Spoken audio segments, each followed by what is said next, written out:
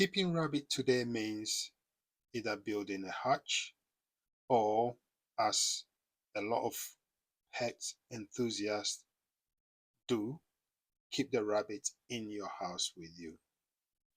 But not everyone is on that same level, and a lot of people do their rabbit houses based on whatever they believe and however they think they want, whatever quality of life they want to give this rabbit.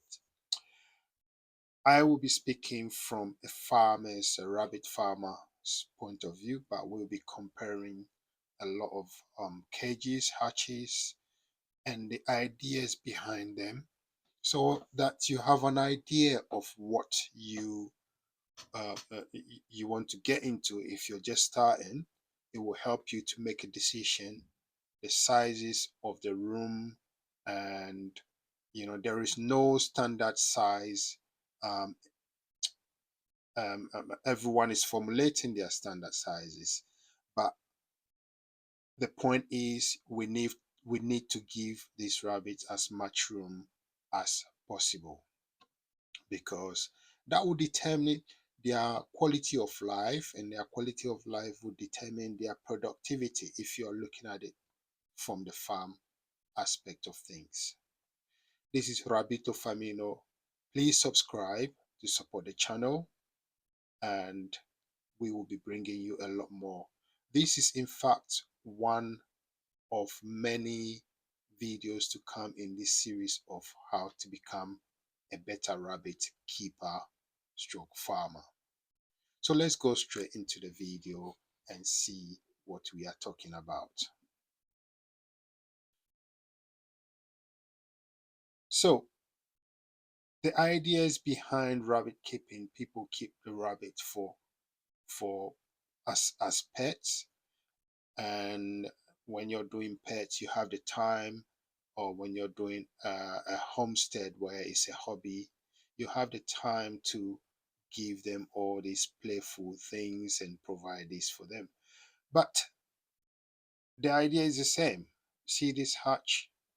It has got different departments, it's got different levels.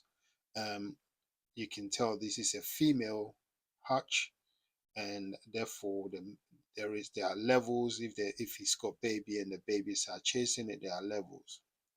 There is this mixed farming, if you like, where farmers or homesteaders are keeping rabbits and chicken together. That's their style. There is no wrong or right about it.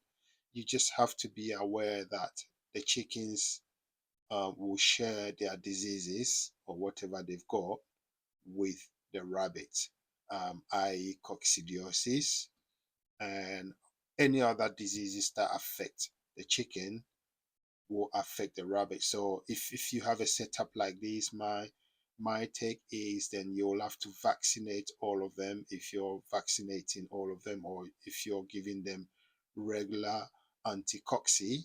It has to be across board, the chickens and the rabbit, because they're going to share environment.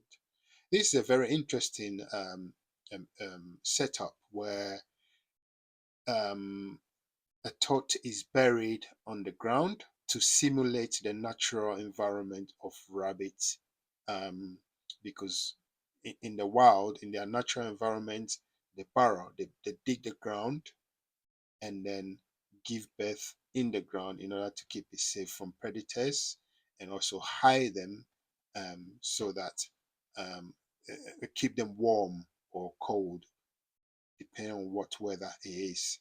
So this is very interesting. In fact, I like this setup because it just gives you, it gives the rabbit a sort of natural environment, and they know that when they are ready to give birth. If you see a rabbit like 2 days before they give birth, they become very, very irritated. They're looking for somewhere they can give birth, and the natural instinct is for them to burrow, to dig the ground and go and set up their nest in order for them to give birth. So I like this setup for sure. However, you just have to be careful that you don't expose um, the babies to predators. So you have to make it very proof. I like this one too. Look at that. This is very good for youth, young people, parents. If you're watching this, you can get your child who is not got interest in things. You can get them a rabbit, and suddenly you will see a big change. It really helps children to connect to nature, and also it just helps for their mental health. They have something that they're looking forward to. In today's day and age where all the children are playing with phone 24/7, I advise parents strongly get them a rabbit and let them feed them, let them play with them, let them learn about them, and suddenly you will see that some improvement. You can teach children how to be responsible because they want to feed their rabbits, they want to clean their rabbits. Yes, they can start from there. You can explain to them, if you don't clean your rabbits, then they're going to fall sick, and you don't want your rabbit to fall sick. And that's something that can connect. This style rabbit hutch is got like the drawers. It's a solid building, as you can see. I think it's got front and back, and the side I'm not sure, but you can see it's got like the drawers where you can um, pull their draw pins and empty it. Is quite a solid building, and this is another style. Another style. This is, I think, it's a Canadian style, um, but nothing stopping anyone from building the same thing. And there's this another mix one, which is it.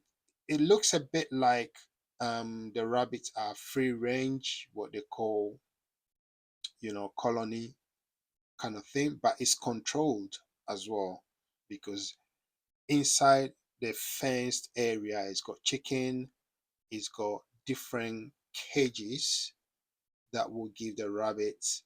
That means probably when the rabbits are pregnant, they're gonna deliver in specific cages to keep the babies safe from the other animals, because it's not just rabbits, it's also chickens and all that, and you don't know how they're going to take it. So I like this setup as well, but like I said in the first one, you just have to be aware of the risk of sharing diseases. So if this is the way you're doing your farm and you have chicken, you have goats, you have everything inclusive. Yes, it can be done, but just be aware that you have to do periodic vaccination, and giving them periodic medication, because for what I know, chickens have got more diseases that can affect the rabbit, and the rabbits are very hard to look after when they are sick. We have basic setup here. That's what you're looking at. You can use reclaim materials. And yes, spoiler alert, there's another video coming of me building a rabbit hutch or mansion with reclaimed wood. And I say every young or every beginner rabbit farmer have to learn how to build cages. It's simple. It's a box, and the rabbits are not looking at how beautiful the cage is.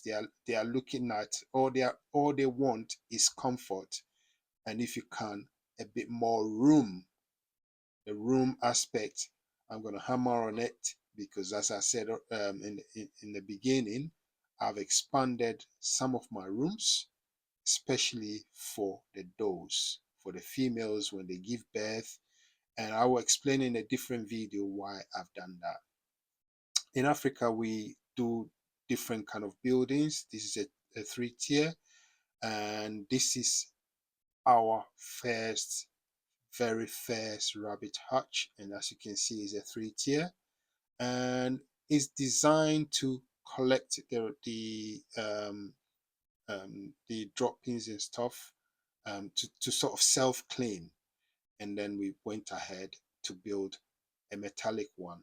So in conclusion, what I would say about this is, try to think about the comfort of the rabbits, because if they are not comfortable, they will not be prolific to you. They will not produce as many as you want, and they will be sad basically. So think about their comfort, and don't think about rabbits in the wild, and give them a best, the very best alternative to the wild, so to speak. This is the very first cage, and you see the floor is diabolic. This is not what we should have started with, but unfortunately, we started with this, but we quickly rectified it within weeks, because the carpenter who did it for us, you know, didn't didn't use the right metallic. It should be 1 by 1.5 inch. Correct me if I'm wrong. And it has to be a stronger gauge, like a 14 gauge, in order for the rabbit to feel much comfortable. Rabbito Famino, another reminder, please subscribe if you haven't. This is one of many to come. Step by step, how to start rabbit keeping, rabbit farming. If you like it, give it a thumbs up. If you want to learn more, we deal with the New Zealand breeds. So check out the next video that show on the corner of the screen, and learn more about the New Zealand breed. Rabito Famino, we bringing you quality video that will help you improve your head, or if you're a beginner, that will help you to start. We see you in the next video. Thank you.